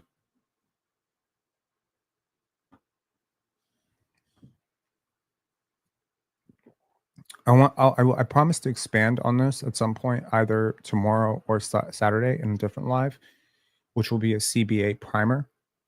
But I got to say, wow, I'm really happy for Dame. First of all, gets to be close to his family. That is saying, ooh, Rob with the fancy water. Okay, first of all, Tetrahedron. This is a juicery bottle. This is tap water. I promise you. I have a Brita filter. I do not use it. My girlfriend uses the Brita filter. I go straight with tap water. I am taking care of my health by cutting out sugar. I will mention that right towards the end of this live. But first, to the super chat. I'm just really happy for him, man. Gets to be close to his family. He is not playing, from what I understand, he's not going to be playing much this year anyways. He was going to be rehabbing in Portland anyway, so it doesn't really matter. It's a $42 million deal, $14 million a year, no trade clause, which is interesting, and a player option. So he got everything but the money. Interestingly enough, he's still getting the money because he's getting all that money from Portland, from the Milwaukee Bucks. So he's going to make $70 million next year. So Damian Lillard is winning in life. Let's just put it that way. And he gets to go back home, and he gets to be near his family, and he gets the perfect storybook ending to his career. And oh, by the way, they can't trade him without his permission. And oh, by the way, he has a player option in case he exceeds the value of that contract, and then he can go and bet on himself. This is the smartest business move I've seen from a player in a really long time. He has a huge market value in Portland. So forget for a second all the Shams posturing about like, oh, this is about being close to his family. I'm sure it is. But he also has like a lot of market value in Portland, which is to say off court, branding, all that stuff. So the Portland Trailblazers, very interesting roster now, right? They got a lot of good young players that I really like. Denny Abdia, Tumani Kamara, obviously those two at the wing. Then you got Scoot Henderson, right? You just added Drew Holiday and now Damian Lillard. So if Drew sticks around, which let's see, we'll see if he does, that could be very interesting. And I think you've got some very good all-star caliber mentors for Scoot Henderson. This probably doesn't work if Scoot Henderson doesn't morph into some sort of franchise level point guard. But you do have a lot of other players. I mean, Shaedon Sharpe is freaking awesome. Like, I feel like people don't pay attention to how good Shaedon Sharpe is. Tumani Kamara is freaking awesome. Denny Abdia is freaking awesome. Donovan Clingan is friggin' awesome. Like, their whole team is friggin' awesome. They got so many guys who are so good. And I tell you, they've got like 10 guys on that team that I swear I would consider starting on this team. So they're really good. Just the problem is they're in the West and they don't really have that tier 1 star. And they got rid of the one player that I didn't like on that team, which was Anthony Simons. Couldn't stand him. So that's my take on it. I'm really happy for Dame. I'm really happy for Dame, and I'm happy for Portland. Probably shouldn't demand it out in the beginning, but, you know, all's well that ends well. Portland ends up being the huge winners out of this because they got a haul for Dame in the first place, and now they get a haul again because they get him for free. So, yeah, Tariq, he should be out for the whole season. Tyrese Halliburton is out for the whole season. Rob, it shows the differences in organizations. Dame hates the Bucks so much he wants to go back to his ex. I don't think hate was necessarily all of it, but in terms of, you know, spite, I think the spiteful exit was KD and Bradley Beal leaving the Phoenix Suns. I think that was spiteful as hell. Yeah. They ended up with both Dame and Drew. Good for that locker room. It really is. It really is. And, you know, like, not quite to that same scale in terms of bringing in like veterans, championship proven type of players. But I think the Wizards are doing something very similar with their veterans, right? Like with Marcus Smart, Chris Middleton. I just think it's good to have those guys in your locker room. Really good. Anyways, guys, I'll talk to y'all later. I want to mention one last thing, and this is just an advocacy for healthier living. So I don't know how many of you guys can consume a lot of sugar. I have been consuming a lot of sugar over the last few months, and I've been noticing it a lot. And yeah, I just wanted to do something about it. So I started going to the gym. And as I started going to the gym, obviously, I believe certain things are like keystone habits, like they sort of unlock everything else. And so I started going to the gym, and I was just like, okay, I'm so sore, but I'm working at this. I want to be in good shape again. Not for any reason in particular, just, you know, not there's no end to this. There's not like, oh, I want to live longer. I want to be able to see my grandkids. There's nothing like that. Right? That's not the point. It's not to appear better looking to somebody or anything like that. There's no ulterior motive to this. It's a philosophical thing. Sugar is poison, and it's not good for you. And added sugar sucks. So my request, it's not a request. It's more like this is what I'm doing, and if you want to do it too, let's do it together. This is July 18th right now. I'm doing sugarless for the rest of the month. I started 2 days ago. I promise you, you will have a headache at some point, but you'll get over it. Until August 1st, I am not eating any sugar. And maybe on August 1st, I won't want to, but no added sugar. I'm doing the challenge. It's a random challenge. Totally came up with it off the top of my head.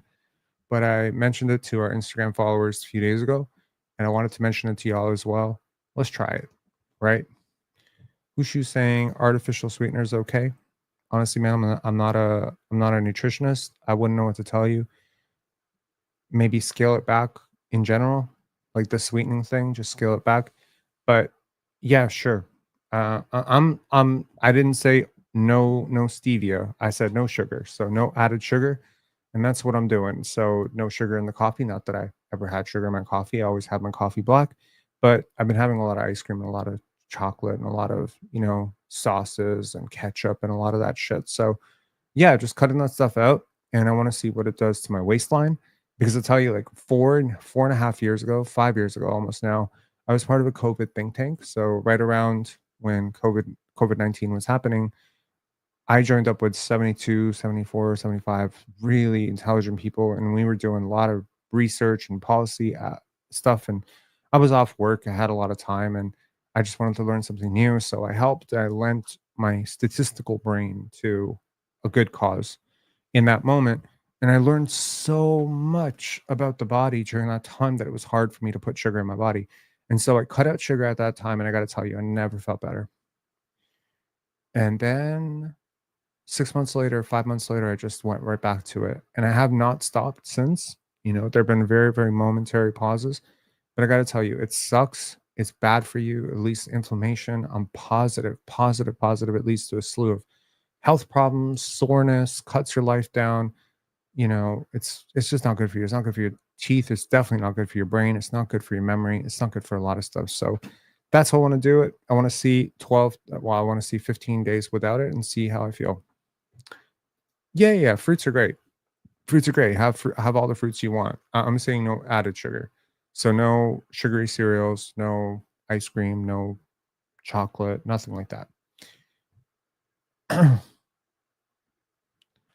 Pepper Jack saying, I've cut out sugar before cold turkey. It was rough at first, but never felt so mentally clear and energetic after a few days. Did you go back to it? Yeah, that's interesting. I'll also share one more thing with you since I started talking about something personal and just kind of rolled into something else personal. I have shared a lot of stuff about myself on these lives. I think I've always felt it sort of a courageous thing, you know? Sometimes I wonder, am I oversharing? Like I'll share stories about my parents passing away or, you know, a fear that I have, or maybe a fight that I had with somebody, or maybe an insecurity even, or I'll be like, I'm not good at this and I'm not good at that, whatever. I think I talk a lot on these lives. I mean, I have to, right? Like, I mean, shit. Sometimes we have 2-3 hour lives, sometimes we have a lot of callers.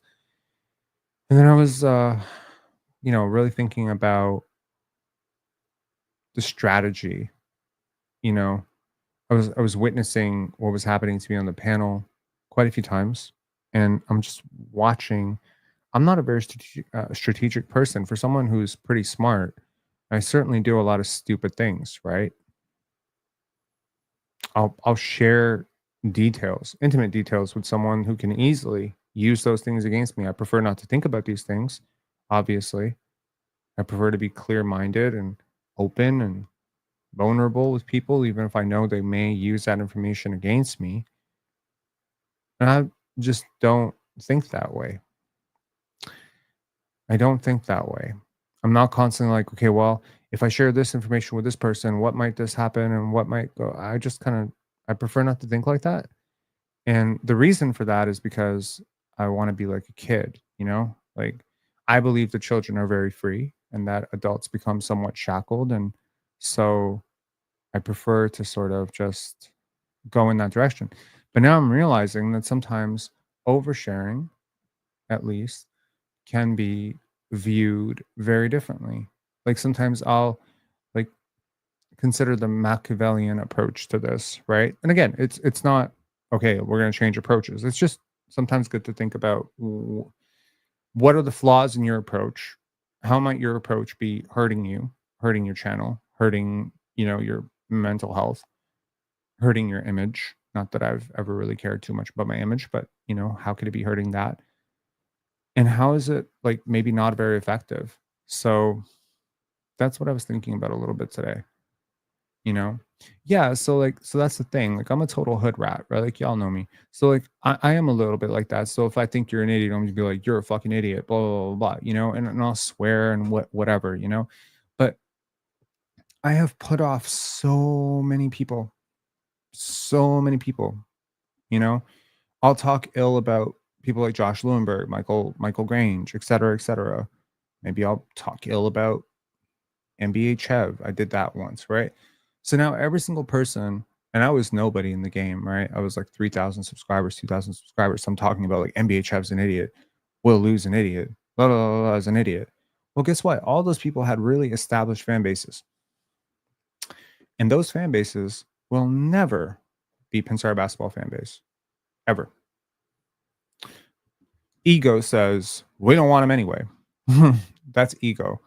But reality says, it's probably not strategic to be talking shit about other people who are just way, way, way more established than you in the space, right? Unless you're like, there's something to gain from it. Why be so off the cuff about, oh, this guy's a moron, this guy's a moron? The chances are there are hundreds of people who probably should and would enjoy this podcast who will never look at this podcast because they already associated as that's the podcast that ripped Samson Folk, or that's not that I ever have, but he is pretty convinced that I have. So maybe in his world I have, or that's the podcast that ripped Will Lou, and I love Will Lou, and he said Will Lou's a moron, so now I'm never gonna support that guy. You know what I mean? So it's stuff like that. Like it can never be pre-constructed, but can I at least stop picking fights? You know what I mean? And I had to think about this on the panel, because there was that panel awards show that we were doing, and there was the award for beef of the year, and it was like Penn versus Gifted, Penn versus Hayes, Penn versus this person, Penn versus this person, Penn versus Swiper, Penn versus Ox. And I was just like, oh my God, like, why do I have so many issues with so many people? Like, why do I have issues with like 8 different people, bro? Like, what the fuck? And it was getting exhausting too. So again, I'm learning to deal with it. I'm getting better. I don't think a lot of people are going to go through the process of trying to get better in real time. I think a lot of people are really stuck in sort of like, my way is right. But no, I just don't feel that way. I don't feel that way. I feel like evolution of a human being is a process. And as long as you approach that process very honestly, flaws and all, you know what I mean? There's something that I shared with a friend of mine today, and I actually want to share it with y'all. And it is that there are 4 selves. I shared it actually as an Instagram post today as well. There are 4 selves that you must be concerned about. One is your true self. One is your self-image. Hold on. Before I screw this up, let me read it. Sorry, it's a little bit late, and I don't want to screw this up. So it's a parting note to y'all. Hang on one sec. We try to drop some gems towards the end of these lives sometimes. I think y'all have come to expect this a little bit. Oh shit, where are we at? Where are we at? Where are we at? Where are we at? Where are we at? Oh no, it is gone. Fuck. I gotta go to my archives. One sec.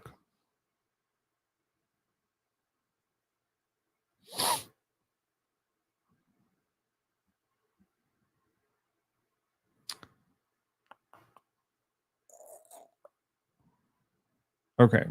So it was, don't tell me I deleted it. I did not delete it. Did I really delete it? Dude. What happened?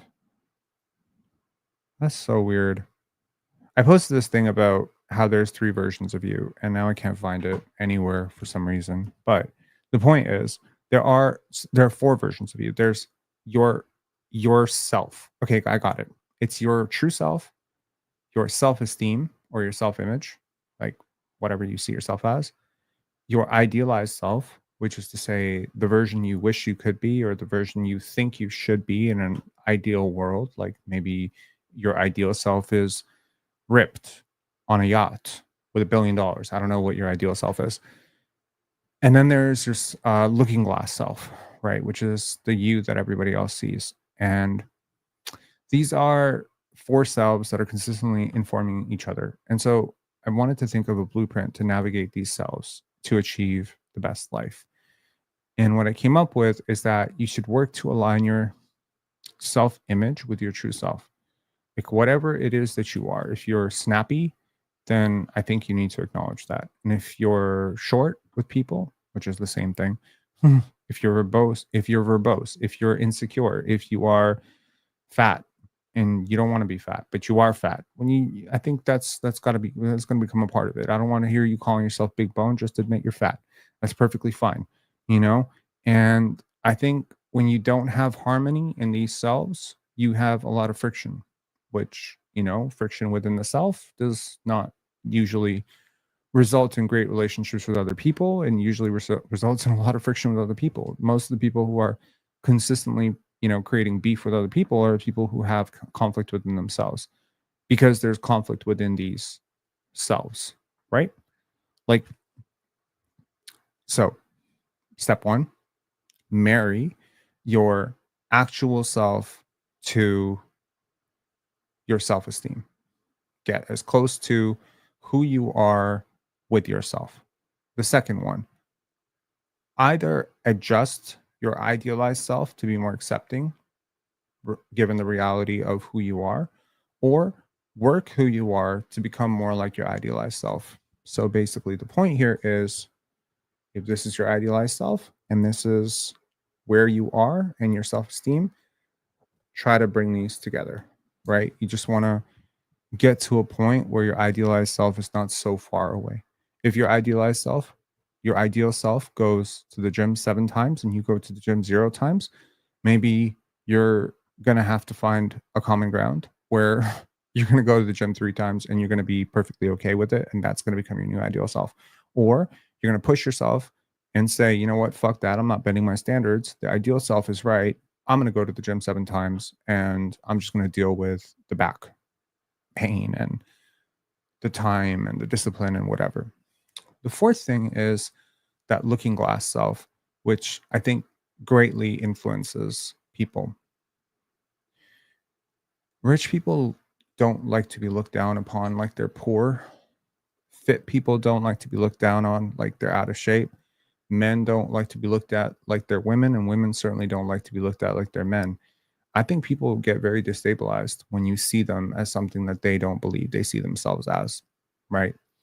And I think that can be interesting, because just because you're having a lot of disharmony in your life doesn't necessarily mean that you yourself are in conflict. It could certainly be that your looking glass self, which is to say the view that the other person has of you, is in conflict, is in disharmony with the rest of yourselves.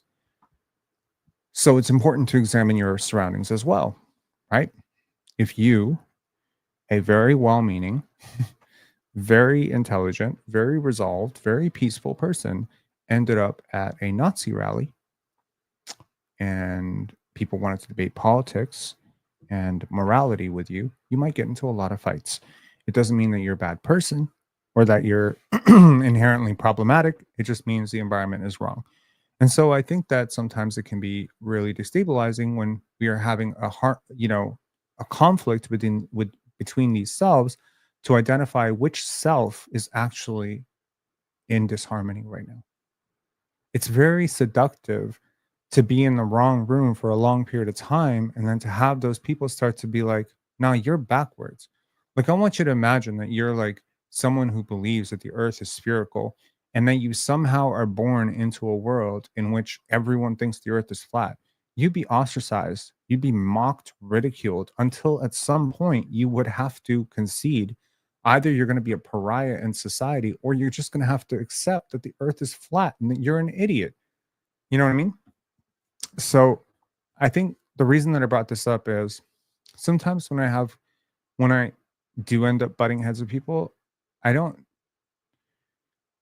even if it's a caller, sometimes a caller, I think about Kyle Kuzma guy a couple times, a year.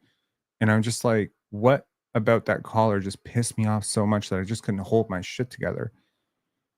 And yeah, as much as I inch towards like, okay, I got to be better. I got to be more patient. I got to be more controlled. I got to be, more professional about this stuff.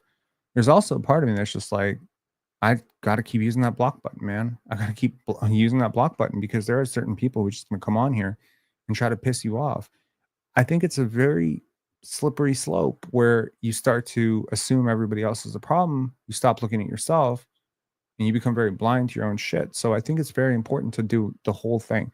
And the whole thing is the 4 selves. I think it's very, very important to consistently evaluate all 4 of those selves. So what is the looking glass self looking like right now? Am I in the right rooms for me? Am I in the right rooms for me?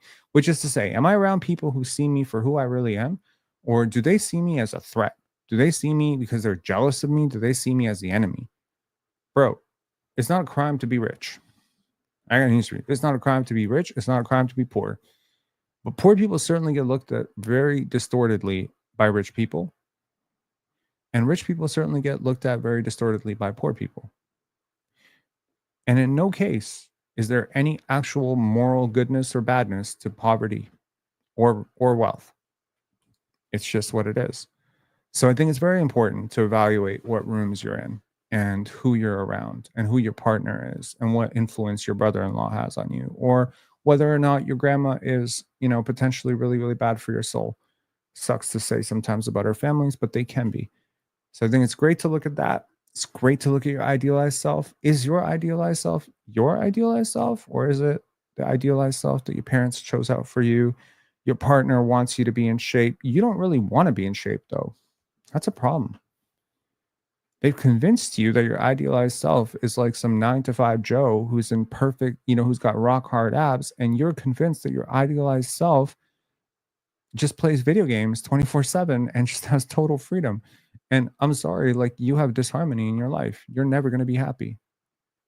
So anyways, this is not a complete thought. This is more like a thought bubble, but hopefully this means something to somebody. It's something I was thinking about earlier today. I'm never going to stop being myself, but I don't think that that means that I can't be better. I think it's very, very important to keep getting better. I'll talk to y'all later. Have a great one. Enjoy yourselves. Thank you to everyone who stuck out with us till almost 3 a.m.